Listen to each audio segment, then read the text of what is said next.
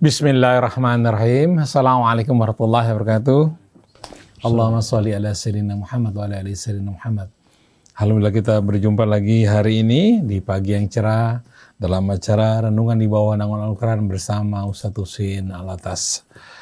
Alhamdulillah Ustadz Husein sudah bisa hadir lagi bersama kita. Beliau baru saja sakit. Alhamdulillah sudah sehat kembali. Kita akan mengambil tema Allah adalah tujuan hidup kami. Allah adalah tujuan hidup kami. Di sini juga ada Kang Atep, juga Dinda. Terima kasih Dinda sudah hadir di sini. Baik, kita mulai acara ini dengan membaca Al-Fatihah. A'udzu billahi minasy syaithanir rajim.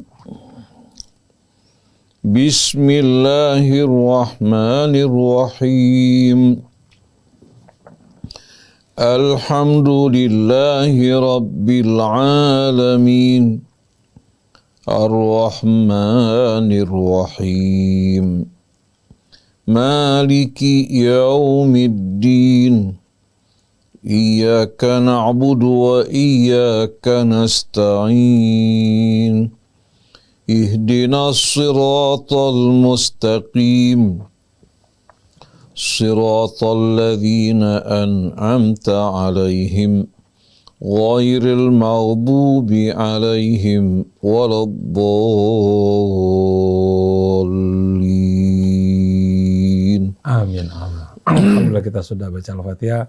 Mudah-mudahan Allah mudahkan kita dalam memahami apa-apa yang disampaikan oleh guru-guru kita. Di sini juga ada Ustaz Hamzah, Ustaz Isa. Kepada Ustaz Isa sebagai pengantarnya, tafadhal. Bismillah, jazakumullah khairan jaza Om Krisna. Assalamualaikum warahmatullahi wabarakatuh. Ustaz Husein, Ustaz Hamzah, Om Krisna. Alhamdulillah kemarin Ustaz ada salam dari para pendengar Radio Sejahtera sekalian buat Ustaz, mendoakan buat kesehatan Ustaz, kelancaran operasi, mudah-mudahan Ustaz sehat selalu, panjang umur sehingga bisa terus berdakwah buat ngajarin kita insyaallah. Jazakumullah khairan. Para pendengar juga sama. Marhaba insyaallah. Terima kasih banyak juga buat para pendengar Radio Sejahtera yang sudah turut mendoakan. Salam kembali dari Ustadz Husein Alatas. Hari ini kita akan membahas tentang bagaimana kita mengatur visi dan misi hidup kita. Kita mengatur tujuan hidup kita, yaitu Allah Subhanahu wa Ta'ala. Seringkali kita lupa akan tindak tanduk, perilaku, kegiatan kita sehari-hari. Kita lupa kehilangan arah, kehilangan tujuan, kehilangan goals kita, yaitu Allah Subhanahu wa Ta'ala, sehingga kita menyimpang ke sana, menyimpang ke sini. Seseorang pedagang yang ingat bahwa tujuan dia berdagang adalah Allah Subhanahu wa Ta'ala, pasti dia akan menjaga dirinya dari keharaman-keharaman yang Allah Subhanahu wa Ta'ala larang dari perdagangan, dan dia akan berusaha sebisa mungkin saat dia berdagang untuk bisa memberikan manfaat buat orang-orang banyak. Seorang pegawai negeri misalnya yang tahu bahwa kegiatannya sebagai pegawai negeri mengabdi kepada negara adalah Allah Subhanahu wa Ta'ala, dia akan memaksimalkan sebisa mungkin jabatannya, tujuannya, kekuasaan yang dia punya ya untuk kemaslahatan manusia yang diciptakan oleh Allah Subhanahu wa Ta'ala, untuk mencari keridhaan Allah Subhanahu wa Ta'ala. Hari ini kita akan membahas bagaimana orang-orang yang memiliki tujuan kepada Allah Subhanahu wa Ta'ala, bagaimana konsep seorang manusia yang seharusnya memiliki tujuan segala perilakunya kepada Allah Subhanahu wa Ta'ala, meminjam istilah kalimat dari surat Fussilat ayat 30 saja. Allah Subhanahu wa Ta'ala berfirman, innal ladzina qalu rabbunallahu tsumastaqamu tatanazzalu alaihimul malaikatu alla takhafu wa la tahzanu wa abshiru bil jannati allati kuntum tu'adun. Sesungguhnya mereka yang mengatakan bahwa Allah Subhanahu wa Ta'ala adalah Rabb kami, pemilik kami, Tuhan kami, tsumastaqamu, kemudian dia beristiqomah, berkomitmen, tatanazzalu alaihimul malaikatu alla takhafu wa la tahzanu. Allah Subhanahu wa Ta'ala menurunkan para malaikatnya supaya mereka yang mengatakan Rabbuna Allah tsumma istaqamu tadi, agar tidak ada rasa ketakutan dan tidak ada rasa kesedihan di dalam hidupnya. Hari ini kita akan mempelajari bagaimana sih konsep orang-orang yang mengatakan Rabbuna Allah tsumma istaqamu itu, bahwa Tuhan kami Allah, kemudian dia beristiqomah. Bagaimana ciri-ciri orang yang mempelajari atau mengamalkan bahwa atau berkomitmen bahwa dia tujuan hidupnya, Tuhannya, Robnya, goals dia adalah Allah Subhanahu wa Ta'ala. Barangkali Ustaz Husin bisa menerangkan terlebih dahulu. Jazakumullah khairan jazak. A'udzu billahi minasyaitonir rajim.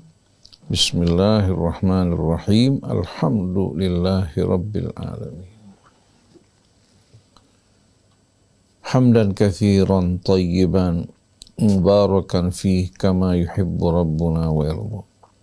Allahumma salli wa sallim wa barik ala abdika wa rasulika sayyidina wa nabiyyina Muhammadin wa alihi wa sahbihi wa sallim. Subhanaka la ilma lana illa ma 'allamtana innaka antal alimul hakim. Wala haula wala quwwata illa billahil aliyyil azim. Allahumma inna nas'aluka hubbaka wa hubba nabiyyika wa hubba awliyaik wa hubba kulli amalin yuqarribuna ila hubbik. Allahumma ij'al hubbaka fi qulubina ahabba ilayna minad dunya wa ma fiha.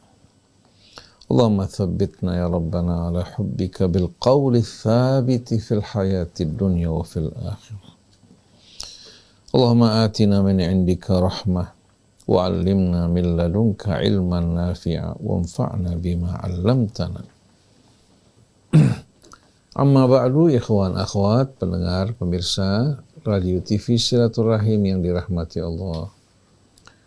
Ustadz Hamzah bin Attas Al-Attas, Ustadz Isa bin Ahmad Taufik, itu pula Ustadz Muhammad Krisna bin Muhammad Ishaq Atep, serta seluruh kerabat kerja di studio, seluruh keluarga besar Radio Silaturahim, kaum muslimin dan muslimat, itu pula saudari kita Dinda yang sedang magang dalam pelatihan. Assalamullahi alaikum jami'an wa rahmatullahi wa barakatuh.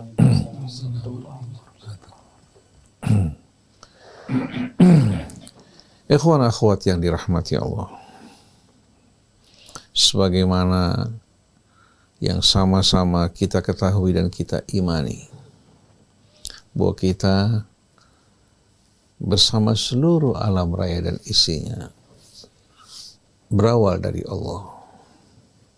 Allah Subhanahu wa Ta'ala yang menciptakan kita, yang merawat, mengasuh, memelihara kita dengan penuh kasih sayang. Oleh karena itu selalu kita memulai aktivitas pekerjaan kita terhubung dengan Allah Subhanahu wa Ta'ala. Bismillahirrahmanirrahim, dengan nama Allah yang Maha Pemurah lagi Maha Penyayang. Dan kita diingatkan selalu untuk selalu mempersembahkan puja-puji syukur kita kehadirat Allah.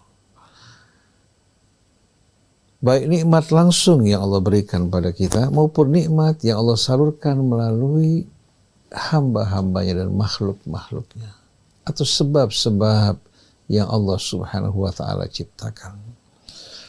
Semuanya berasal dari Allah dengan izin dan kehendaknya. Maka kita diingatkan untuk memuji Allah. Alhamdulillah, segala puji bagi Allah,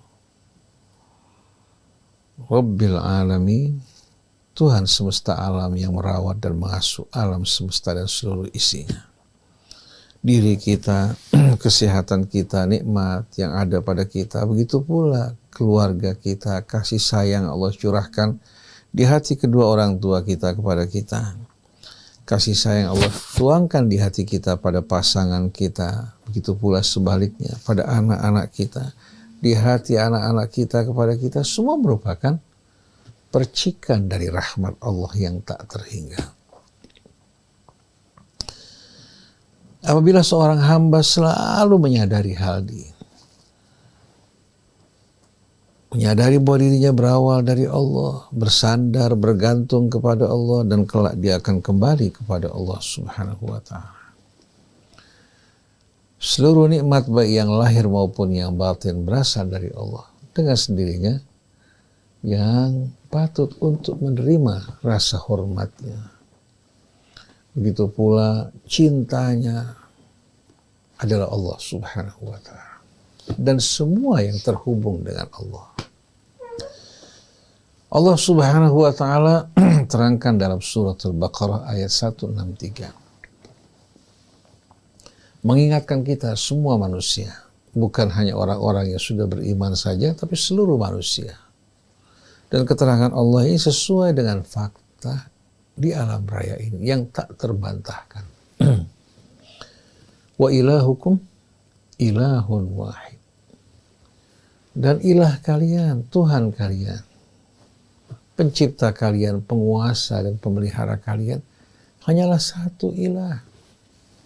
La ilaha illahu. Tiada ilah selain dari Allah Subhanahu wa Ta'ala. Ini seluruh yang kalian nikmati, yang kalian cicipi, yang kalian rasakan, pengetahuan juga yang ada pada kalian, keutamaan yang ada pada kalian, semua berasal dari Allah. La syarika.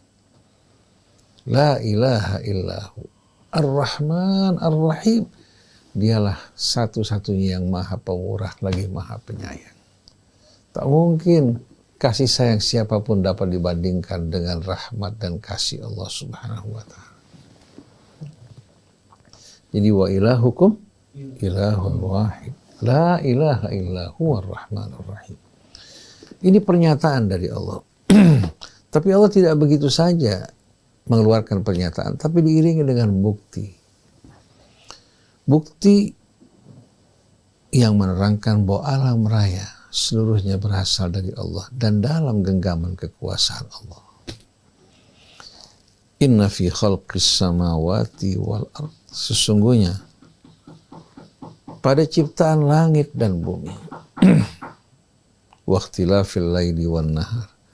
Begitu pula pada perubahan malam dan siang. Wal fulkil lati tajri fil bahri. Begitu pula bahtera yang berlayar di atas permukaan laut. Bima yanfa'un nas, dengan memberikan manfaat yang amat banyak bagi umat manusia, baik sebagai sarana transportasi yang mengangkut dirinya, keluarganya, begitu pula berbagai macam barang-barang dan hasil bumi mereka. Dari satu pulau ke pulau, dari negara ke negara, dari benua ke benua. Wa ma anzalallahu minas sama'i min ma'in fa ahya bihil arda ba'da mautiha. Dan apa yang Allah turunkan dari butiran-butiran air hujan. Disebabkan butiran air hujan tersebut, Allah Subhanahu wa Ta'ala menghidupkan bumi setelah kematiannya. Yang tadinya kering kerontang, rumput-rumputan, daun-daunan yang berwarna hitam karena panasnya matahari. Begitu air hujan turun, kita saksikan denyut-denyut kehidupan mulai muncul pada tumbuh-tumbuhan. Begitu pula getaran yang dirasakan pada hewan-hewan ketika mereka merasakan butiran-butiran air hujan setelah lama tidak turun. Wa batha fiha min kulli dabbah. Demikian pula binatang-binatang melata, hewan-hewan ternak yang Allah tebarkan di atas permukaan bumi. Yang menebarkan, yang mengembangbiakkan adalah Allah Subhanahu wa Ta'ala, la syarika. Wa tasrifir riyah, begitu pula tasrifir riyah. Bertiupnya angin dan arahnya yang berubah-ubah, semua ditentukan, dikendalikan oleh Allah. Dan semuanya tidak dengan sia-sia bertiup, tapi bertiup dengan kendali Allah yang maha bijaksana. Di samping menggiring awan dari tengah lautan menuju ke daratan dan pegunungan, juga mengawinkan bunga-bunga, mempertemukan antara yang jantan dan betina. antara putik bunga dan serbuknya. Ini merupakan keajaiban yang tak terhingga. Wassahabil musakhkhari bainas sama'i wal ard, begitu pula awan yang Allah Subhanahu wa taala tahan di antara langit dan bumi. Dengan adanya atmosfer pelindung bagi bumi kita, awan tidak menguap atau air tidak menguap meninggalkan bumi kita. Seperti yang terjadi pada sebagian planet yang tidak memiliki apa? Yang tidak memiliki pelindung udara seperti bumi kita. Seperti yang dialami oleh planet Mars dan lain sebagainya. Tapi Allah Subhanahu wa taala sediakan bumi dengan kondisinya, dengan persyaratannya sesuai dengan persyaratan kehidupan manusia. Bagaimana bila Allah biarkan air tersebut menguap hingga lautan berubah menjadi kering? Apa yang terjadi pada kehidupan manusia? Adakah makhluk-makhluk yang kuasa untuk menggantikan peran Allah Subhanahu wa taala? Dengan adanya atmosfer sebagai pelindung bagi bumi kita, di samping menahan awan untuk menguap, juga melindungi dari badai matahari, dari meteor yang menghantam permukaan bumi kita.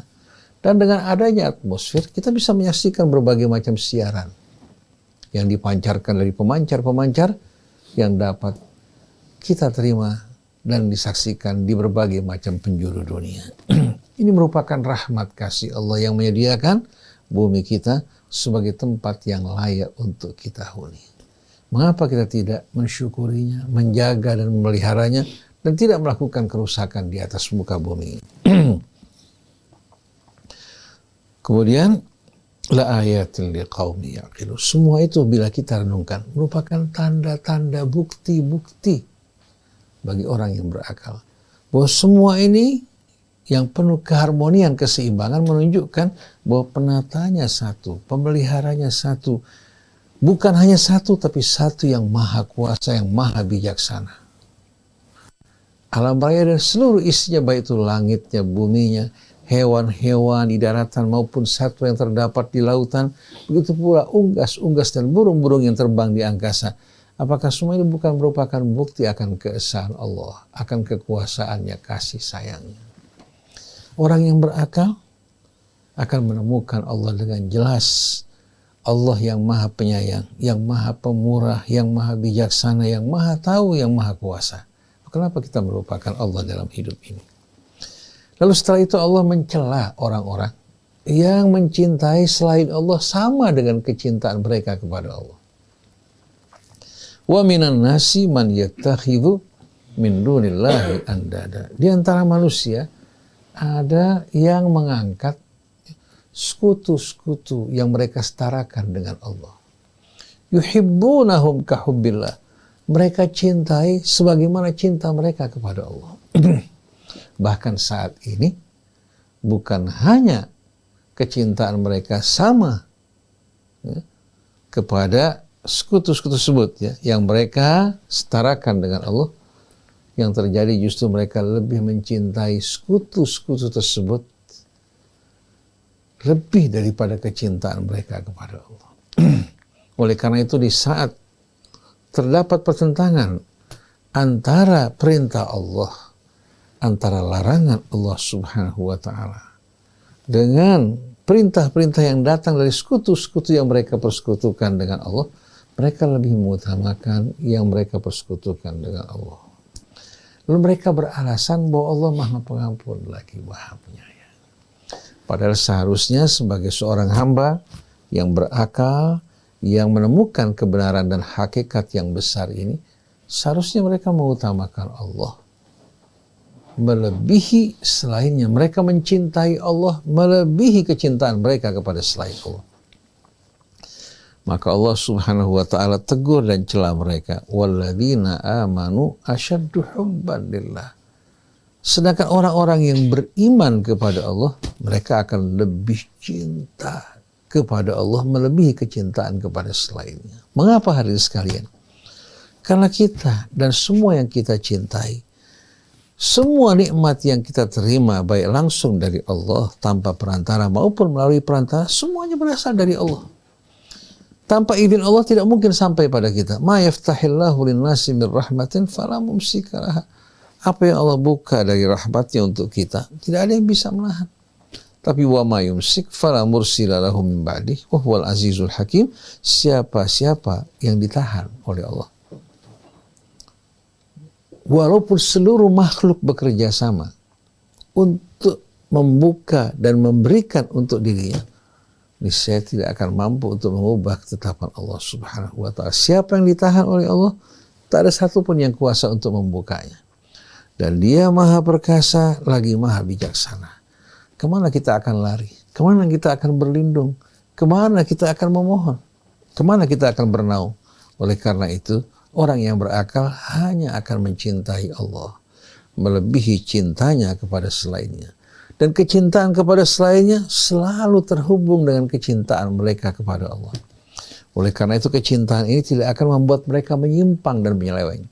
Apabila mereka mencintai, katakan anak mereka, istri mereka, lalu apa yang mereka minta, apa yang mereka inginkan bertentangan dengan keridhaan Allah, mereka mengatakan tidak. Saya tidak akan korbankan kecintaan saya pada Allah demi kalian. Maka sesuaikan permintaan kalian dengan keridhaan Allah. Ini yang akan dapat membentengi kita, meluruskan hidup kita.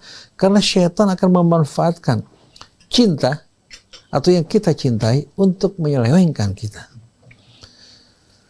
Seperti tawaran yang ditawarkan pada kakek dan nenek kita. Hidup kekal atau menjadi malaikat yang mulia.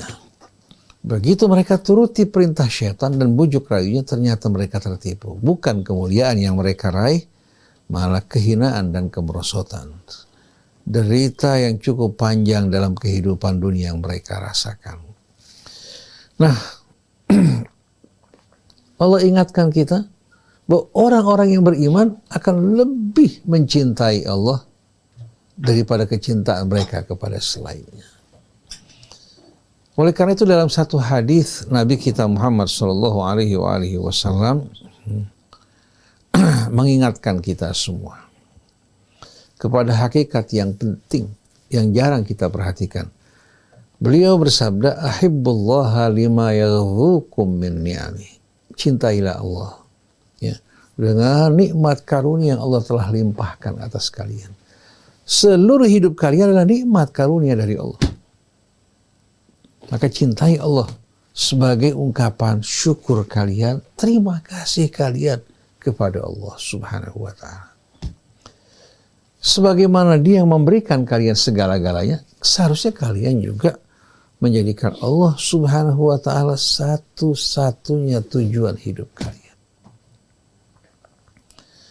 Lalu beliau melanjutkan, wa ahibbuni li hubbillah, dan cintai aku karena kecintaan kalian pada Allah.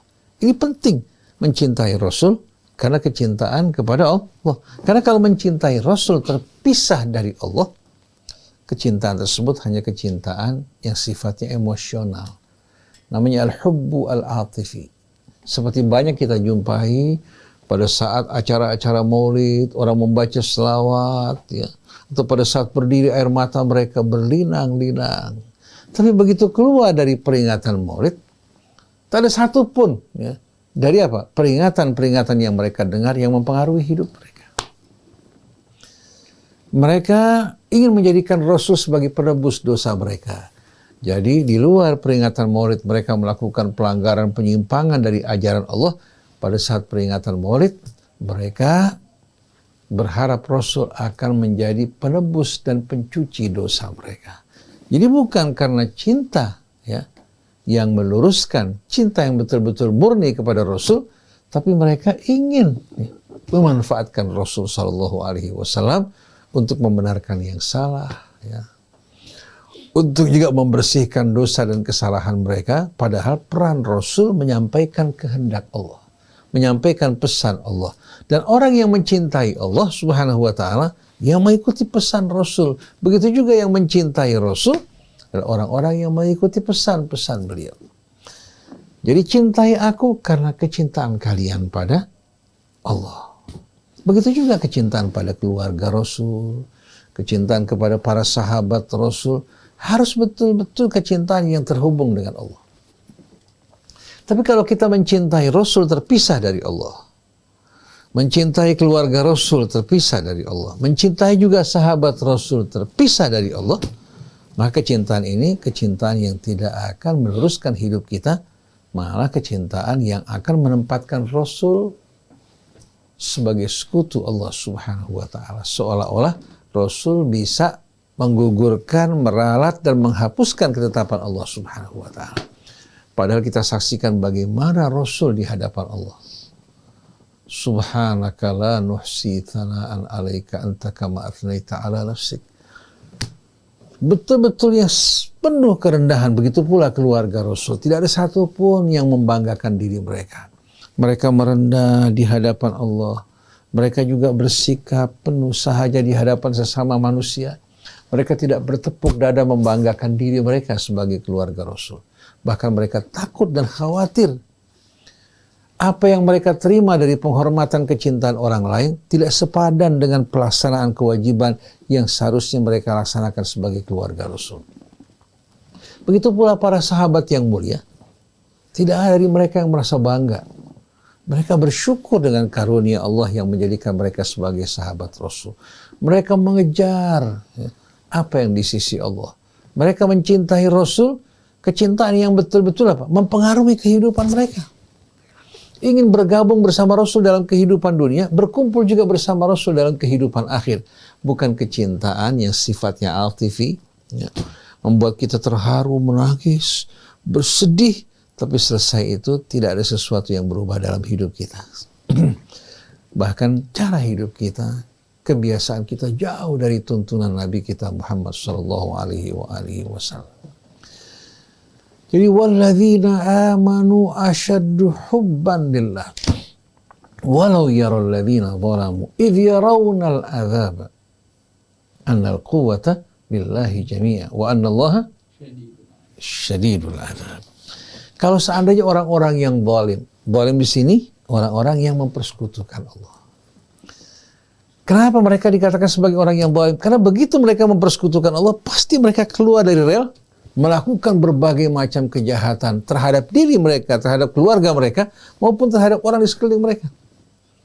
Maka dikatakan bahwa syirik itu merupakan kezaliman yang paling besar. Inna syirka, seperti wasiat Luqman, ya bunayya la tusyrik billah inna syirka la zulmun 'adzim. Kezaliman yang amat dahsyat ini terjadi karena mempersekutukan Allah. Kalau orang hatinya menatap Allah, menjadikan Allah sebagai tujuannya, niscaya perilakunya juga akan mengalami perubahan. Jadi seandainya orang-orang yang zalim menyadari ketika mereka menyaksikan kekuasaan ternyata sepenuhnya di tangan Allah di hari akhir nanti, dan dalam kehidupan dunia kita dalam dalam ranah pilihan. Dalam ranah pilihan sebagai khalifah. Tapi begitu orang-orang yang zalim menyaksikan seluruh kekuasaan di tangan Allah, dan Allah Subhanahu wa ta'ala maha pedih siksanya, bahwa kehidupan dunia bukan permainan, tapi ujian yang akan menentukan nasib seseorang yang hormat, bersyukur kepada Allah, beriman padanya, mencintai Allah lebih selainnya, mereka adalah orang-orang yang beruntung. Dari manapun latar belakang mereka. Lalu Allah Subhanahu wa ta'ala sebutkan saat tersebut. Di dunia mereka mempersekutukan Allah, ya. Bahkan mencintai selain Allah, melebihi cinta mereka kepada Allah Subhanahu wa ta'ala. Tahu-tahu yang mereka cintai dalam kehidupan dunia bercuci tangan dari mereka. Idh tabarra'a alladzina tubi'u minal ladzina taba'u. Ketika orang-orang yang diikuti berlepas tangan dari para pengikut mereka. Wa ra'awul adzab, mereka saksikan azab Allah di hadapan mereka. Wa taqatta'at bihimul asbab, sebab-sebab untuk kembali memperbaiki diri telah terputus semuanya karena kehidupan dunia telah berakhir. Wa taqatta'at bihimul asbab. Wa qala alladziina ittaba'u law anna lana karratan fanatabarra'a minhum kama tabarra'u minna. Orang-orang yang dulu setia mengikuti penyeru-penyeru yang menjadi ikutan mereka, berandai-andai seandainya kami diberikan kesempatan untuk kembali ke dunia, kami pasti akan bercuci tangan dari mereka sebagaimana mereka bercuci tangan dari kami. Wa qala alladziina ittaba'u law anna lana karratan fanatabarra'a minhum kama tabarra'u minna kadzalika yurihimullahu a'malahum hasaratin 'alaihim. Demikianlah Allah pertunjukkan kepada mereka amal-amal mereka yang mendatangkan penyesalan, kesedihan tiada tara. Allah sebutkan hasarat karena penyesalan ini bukan sehari 2 hari, tapi penyesalan tiada akhir. Hasaratin alaihim. Kadzalika yurihimullahu a'malahum hasaratin alaihim. Lalu Allah tutup wa ma hum bi kharijina minan nar. Sekali-kali mereka tidak akan pernah keluar dari api neraka. Nah, dari ayat-ayat ini ikhwan akhwat yang dirahmati Allah, kita orang-orang yang diberikan akal, yang telah mendengar ayat-ayat Allah yang begitu besar, nikmat-nikmat yang tak terhingga, mari bersama-sama kita jadikan Allah sebagai tujuan hidup kita. Allah adalah tujuan hidup orang-orang yang beriman. Itu orang-orang yang berakal, yang menyadari bahwa dirinya dan seluruh kehidupan berawal dari Allah. Banyak-banyak kita meresapi Asmaul Husna. Lalu pada saat itu hadirin sekalian, kita akan mengenal arti kehidupan. Karena keimanan yang dibangun di atas pemahaman yang benar mengenai alam dan juga tafsir yang benar mengenai alam semesta ini yang akan dapat betul-betul menempatkan langkah kita di atas rel kebenaran. Jadi mulai saat ini mari bersama-sama sebagaimana yang diterangkan Al-Quran, dicontohkan Rasul dalam kehidupannya, demikian pula para sahabat Nabi bersama para keluarganya. Kalau kita membaca doa-doa dari keluarga Nabi, gita suci keluarga Nabi, begitu pula doa-doa dari para sahabat Rasul, kita akan menemukan selama ini kita telah jalan jauh dari jalan dan rel yang telah mereka tinggalkan bagi kita. Baik Rasulnya, keluarganya maupun para sahabatnya. Mereka dahulu kala tidak bergolong-golongan. Mereka semua menamakan diri mereka muslimin, orang-orang yang berserah diri. Sedangkan kita karena syirik bercampur dengan keimanan kita, akhirnya mengakibatkan kita berpecah belah, bercerai-berai, disibukkan oleh pertikaian, perselisihan yang tidak berarti, lupa kepada Allah dan tujuan hidup kita. Jadi kajian kita pada pagi hari ini adalah Allah adalah tujuan orang-orang yang beriman. Wallahu a'lam. Ustaz Hamzah insyaallah akan melanjutkan. Bismillahirrahmanirrahim. Alhamdulillahirabbil alamin. Wassalatu wassalamu ala asyrafil anbiya wal mursalin sayyidina Muhammadin wa ala alihi wa sahbihi ajma'in. Subhanaka la ilma lana illa ma 'allamtana innaka antal alimul hakim. Rabbana zidna ilma wa alhiqna bis salihin. Rabbana la tuzigh qulubana ba'da idh hadaytana وهب لنا إنك أنت الوهاب رب اشرح لي صدري ويسر لي أمري واحلل عقدة من لساني يفقهوا قولي أما بعد. Alhamdulillah wa syukurillah. Kita banyak tadi mendengarkan paparan dari guru kita Ustaz Husain bin Hamid Al-Attas tentang sesuatu yang sangat penting di dalam kita menjalankan kehidupan di dunia ini. Di dalam kita beramal, di dalam kita beraktivitas, ya, itu adalah tujuannya adalah Allah Subhanahu wa Ta'ala. Allahu ghayatuna. Di dalam Al-Quran yang ayatnya 6236 ayat, ya, itu ada 1842 ayat itu, ya, di sana pasti ada nama Allahnya. Itu ayatnya. Kalau nama Allahnya lebih lagi dari itu, lebih dari 2000 ya, kalimat Allah terulang di dalam Al-Quran. Ini tiada lain, ya, adalah untuk mengingatkan kita kepada Allah Subhanahu wa Ta'ala. Aktivitas kita hendaknya ditujukan untuk menuju Allah Subhanahu wa Ta'ala. Artinya ingin mendapatkan keridhaan Allah. Amal kita tidak akan ada gunanya kalau kita beramal walaupun banyak amalnya tapi bukan karena Allah, maka amalnya akan sia-sia. Ini begitu penting masalah ini mengingatkan kita kepada Allah Subhanahu wa Ta'ala, pencipta kita, pemelihara kita, pemberi nikmat kepada kita, yang juga memberikan hidayah kepada kita.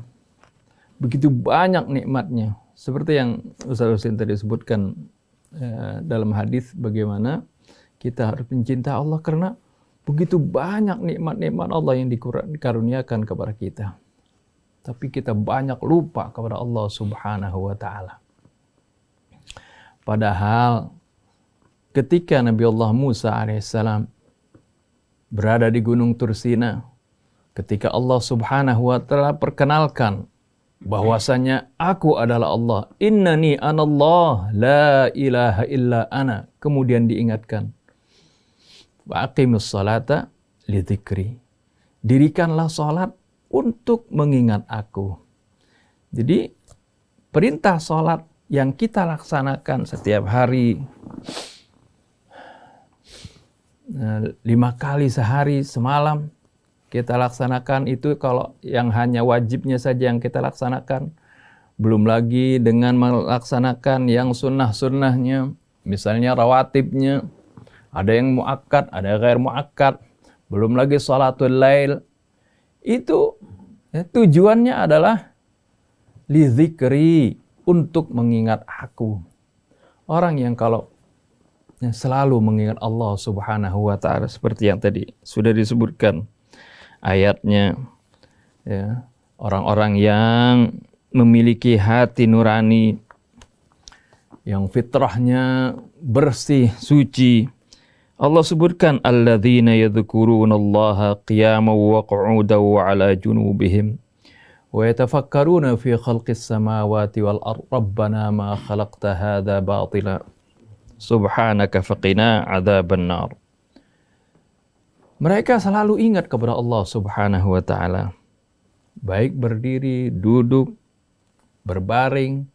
Ini menggambarkan dalam berbagai aktivitasnya ingat kepada Allah. Seperti saya tadi katakan, apakah dia sebagai karyawan, apakah dia sebagai mahasiswa, apakah dia sebagai menteri, apakah dia sebagai presiden, apakah dia sebagai pedagang, ya. Di dalam keadaannya, berbagai aktivitasnya selalu ingat kepada Allah Subhanahu wa Ta'ala. Ketika dia bertindak, ya, apakah ini tindakan ini benar, apakah diridhai oleh Allah Subhanahu wa Ta'ala atau tidak.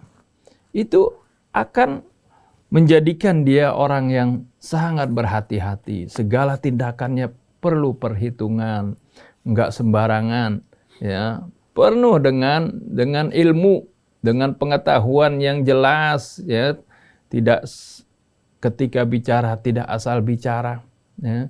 Ketika bertindak tidak asal bertindak seperti itu, tapi segala tindakannya dia fikirkan apakah tindakannya itu sesuai dengan keridhaan Allah Subhanahu wa Ta'ala. Apakah kalau dia melakukan ini Allah Subhanahu wa Ta'ala akan murka kepadanya atau tidak. Ini orang yang selalu mengingat Allah Subhanahu wa Ta'ala. Ya, ini adalah orang-orang yang sangat bahagia di dalam kehidupannya. Allah Subhanahu wa Ta'ala sampai menyebutkan dalam surah Al-Anfal, innamal mu'minuna alladzina idza dzukirallahu wajilat qulubuhum wa idza tuliyat 'alaihim ayatuhu zadatuhum imana wa 'ala rabbihim yatawakkalun. Sungguhnya orang-orang yang beriman, kalau disebutkan nama Allah, wajilat qulubuhum, gentar hati mereka.